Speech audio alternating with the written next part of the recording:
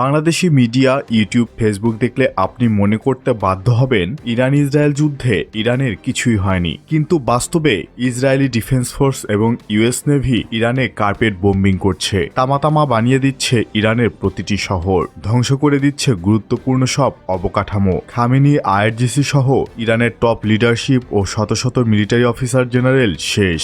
আমি নিজেও ইরানকে মনে প্রাণে সাপোর্ট করি, কিন্তু সত্য স্বীকার করতেই হবে, আবেগ দিয়ে ইরান বা ইসরায়েল কেউ যুদ্ধে জিতবে না। ইসরায়েল ও মধ্যপ্রাচ্যে অবস্থিত মার্কিন ঘাঁটিগুলোর ব্যাপক ক্ষতি হচ্ছে, কিন্তু ইরানের ক্ষতির পরিমাণ এর চেয়েও বেশি। ইরানের ক্ষতির পরিমাণ এদেশের মিডিয়া তুলে ধরছে না। ইরানের লাগাতার ব্যালিস্টিক মিসাইল হামলা ঠেকাতে গিয়ে এয়ার ডিফেন্স মিসাইলের মজুদ কমে আসার পর এবার বিমান হামলা জোরদার করেছে যুক্তরাষ্ট্র ও ইসরায়েল। এ পর্যন্ত 2000-এর বেশি বোমা হামলা করা হয়েছে, 700-এর বেশি ক্রুজ মিসাইল ব্যবহার করা হয়েছে। ইরানের আকাশে কমপ্লিট এয়ার সুপিরিয়রিটি অর্জন করেছে মার্কিন এয়ারফোর্স। তারা কোনো বাধা ছাড়াই পুরো ইরানের আকাশ জুড়ে ঘুরে বেড়াচ্ছে, টার্গেটে স্ট্রাইক করছে।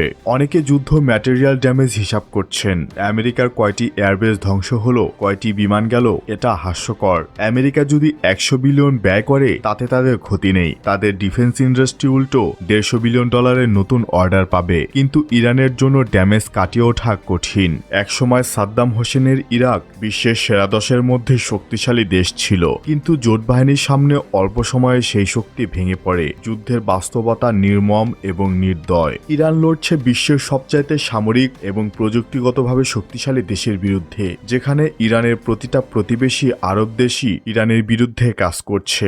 শক্তিশালী বিমান বাহিনী আর আকাশ প্রতিরক্ষা ব্যবস্থা না থাকলে যুদ্ধে একটি দেশের কি পরিণতি হতে পারে তার উৎকৃষ্ট উদাহরণ হলো ইরান। ইরানের হাতে যথেষ্ট মিসাইল আছে এবং শক্তিশালী সেনাবাহিনীও রয়েছে, কিন্তু ভালো যুদ্ধবিমান আর এয়ার ডিফেন্স না থাকায় 4 দিনে 20টির মতো ইরানি যুদ্ধজাহাজ শেষ। ইরানের শহরগুলো তামাতামা করে দিচ্ছে, চেয়ে চেয়ে দেখা ছাড়া কোনো উপায় নেই। পাকিস্তান যেমন বলেছিল ঘাস খেয়ে থাকলেও পারমাণবিক বোমা বানাবো, এখন আমাদের এই নীতিতে বলা উচিত একবেলা কম খেলেও শক্তিশালী বিমান বাহিনী তৈরি করব।